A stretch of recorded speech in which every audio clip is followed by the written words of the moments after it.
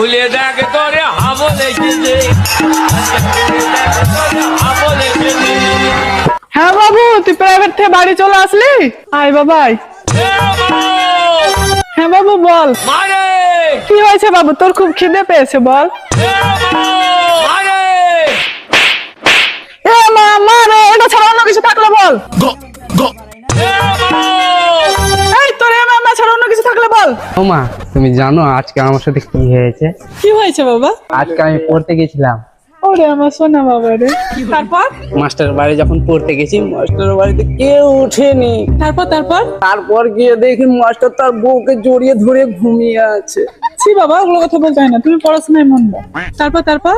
তারপরে মাস্টারের ঘরের সামনে গিয়ে বললাম, দরজা খুলে দেখ তোরে হাবো লেগেছে।